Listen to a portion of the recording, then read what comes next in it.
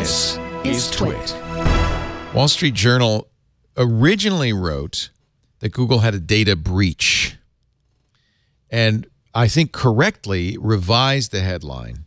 Still, it's a little bit of a, I don't know, nasty headline. Google exposed user data, feared repercussions of disclosing to public. What happened back in the spring, according to Wall Street Journal, and Google admits this, Google has been actually going through they call it a root and branch assessment of their security with regard to third-party applications. As you know, you can use Google to enable a third-party application to go through your Gmail, for instance. Just recently, Google said, we're going to stop letting companies do anything but mail-specific applications in that regard. So they've been going through all of this stuff. They discovered in the spring there was a flaw in the Google+, that's their social network, API, that potentially would allow a third-party developer to use the API to get at your private profile information. Now, if you've used Google+, you know you create a profile. They really pushed this for a while a few years ago. Use this as your home on the web, everything you want to. And I was looking at my profile after the story came out to see, well, what private information is there? And it's not your social, it's not your credit cards. In my case, it was my home address and my personal phone number. And the reason I put it in there is because you could set up a profile to share different levels of access, and close family and friends, I wanted them to always have my correct address and phone number. So Google said, for privacy reasons, we've destroyed the logs of how this API is used every 2 weeks. But, so we can't be sure nobody's used it, but to the best of our knowledge, no one has used this. No one even knew about it. So we fixed the bug. There was no data breach. We fixed the bug. The Journal basically found emails saying, let's not say anything about this, and used this to kind of really hit Google. But my question for you guys, is it below the belt? And here's why I will say it's not. Companies do this all the time. When Microsoft finds a flaw in Windows that potentially, allows a hacker to get into your system, it doesn't announce it, it fixes it.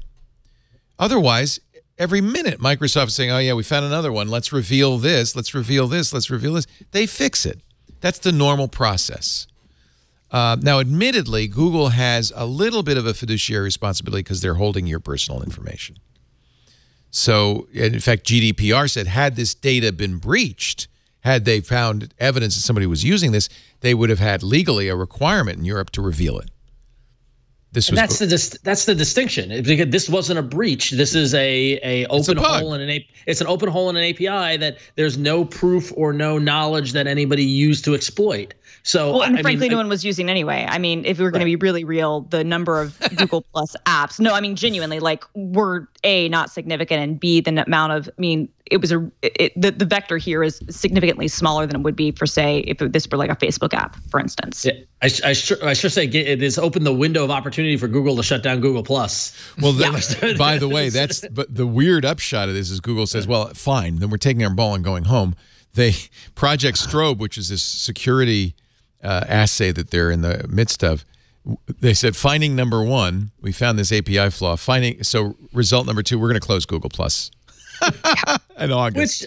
Which I gotta say, as a moderator of a vibrant Google Plus community, I feel really bad about. And you still use it on All About Android for your Android app arena. The All About Android Google Plus community is amazing. They're on there every day. They're posting stories. They're talking. They vote in our app polls and stuff like that. And so, like, now we've got to find a new playground to go play in because it was one social network that actually was for the right people and they used it. Admittedly, that's just it's a small number compared to the massive billions that are on Facebook and things like that. But still, it's a bummer that we have to go find a new place for our voting mechanism. Yeah. I think even if, granted, virtually nobody was using Google Plus, but they did push hard for a long time to get people to create profiles and plug information into it. Absolutely. So I have no idea what was in my Google Plus account. It could have had my address and phone number. Yeah. I don't even know. Oh no, I think the potential here was real. I also think that to push back a little bit on what you said, Leo, your Microsoft analogy isn't completely wrong because obviously, and yes, disclosure, I work at Microsoft, but I'm not speaking for them. And it's very common when companies have use Apple. It's the same. Well, yeah, or whatever, exactly. But but it's very common when you have vulnerabilities that you don't immediately disclose. You fix it and then you talk about it.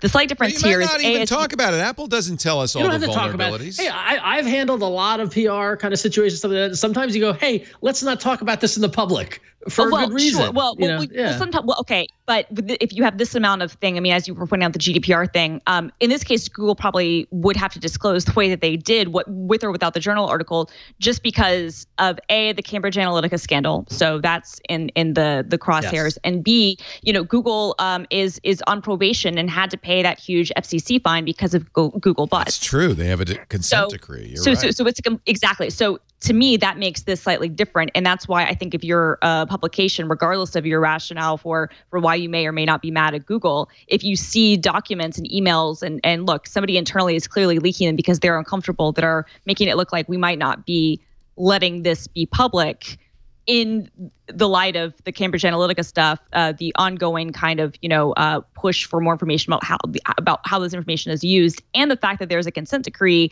because of the massive fine that you were levied over Google Buzz, it's definitely in Google's best interest, regardless of when they do it, to let people know exactly, to say, hey, look, whether you're going to use it as an excuse to shut down a dying social network or not, you should say, look, this was what happened. We fixed it. We don't have any evidence of any of this happening, but this was a thing that was out there.